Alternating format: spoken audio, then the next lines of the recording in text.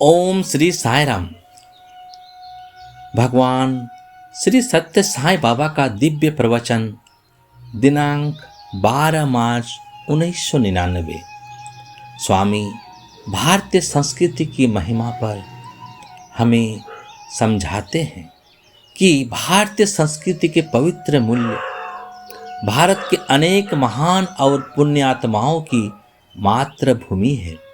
इसलिए प्रत्येक भारतीय का यह कर्तव्य है कि वह भारत के पवित्र इतिहास और संस्कृति को समझे। परंतु आज कोई भी भारत की संस्कृति और इतिहास को जानने में रुचि नहीं दिखा रहा है। भारतीय संस्कृति का आधार धर्म है। आज धर्म शब्द केवल मजहब के रूप में गलत अर्थों में समझा जा रहा है। धर्म एक विशाल महासागर के समान है, जबकि मजहब एक छोटे तालाब की तरह है। भारतीय संस्कृति पवित्र, निष्कलंक, शाश्वत और अमर है।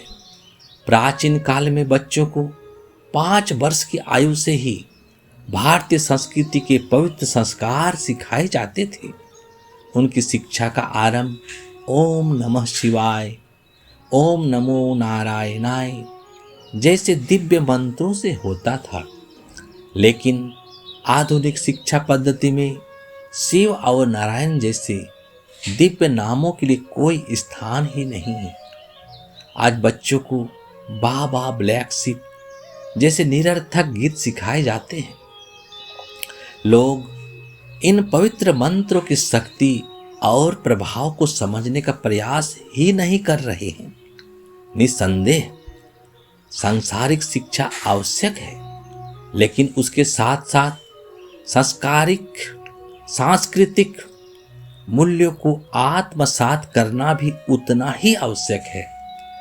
केवल सांस्कारिक ज्ञान के बढ़ने और सांस्कृतिक मूल्यों के अभाव के कारण ही आज मनुष्य संदेहों का भंडार बन गया है। आज माता पिता और बच्चों में, पति पत्नी में भी आपसी विश्वास नहीं रहा। यीशु के समय में केवल एक ही डाउटिंग थॉमस था, लेकिन कलयुग में तो हर व्यक्ति ही संदेह से भरा हुआ है। राम और रावण दोनों ही 36 प्रकार के ज्ञान में निपुण थे, परंतु रामायण के रचयिता महर्षि वाल्मीकि ने रावण को मूर्ख और राम को महान बताया, क्योंकि रावण ने अपने ज्ञान का दुरुपयोग किया जबकि राम ने ज्ञान का सदुपयोग किया। इसी कारण वाल्मीकि ने राम को गुणवान और आदर्श पुरुष बताया।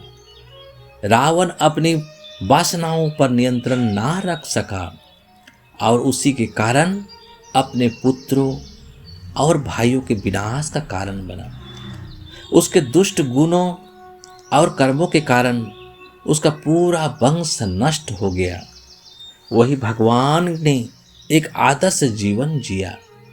आज अनेक लोग राजनीति में उच्च पद प्राप्त करना चाहते हैं, जबकि वे उसकी योग्य नहीं होते।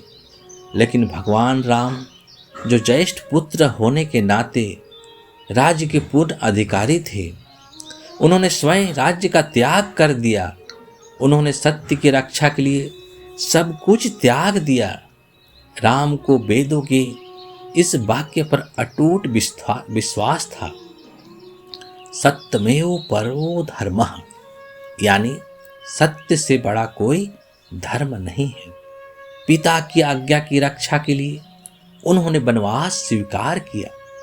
वेद यह भी स्पष्ट करते हैं, ना कर्मणा ना प्रजया धनेन त्यागनेन के अमृतत्वमानशुः, अर्थात ना कर्म से, ना संतान से, ना धन से, केवल त्याग से ही अमृतत्व प्राप्त होता है।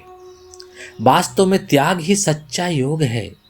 यदि आप श्वास लें और उसे बाहर ना छोड़ें तो फेफड़े खराब हो जाएंगे। यदि खाया हुआ भोजन बाहर ना निकले तो पेट बीमार हो जाएगा।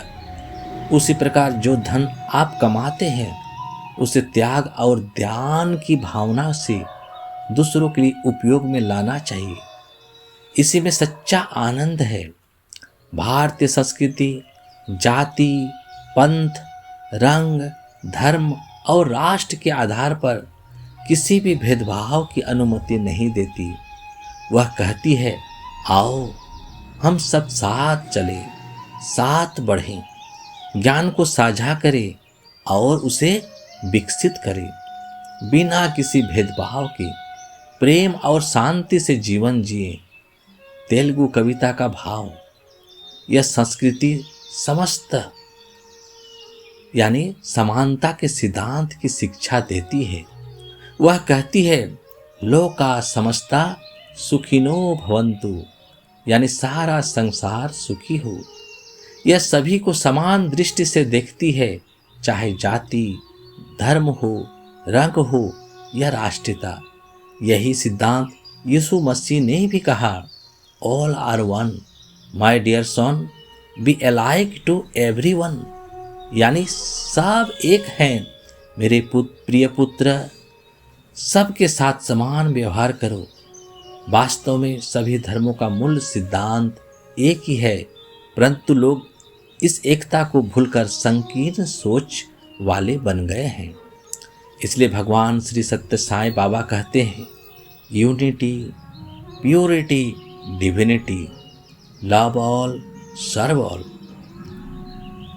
समस्त लोका सुखिनो भवन्तु। भगवान सबको आशीर्वाद दे। ओम साई राम। जय जय साई राम।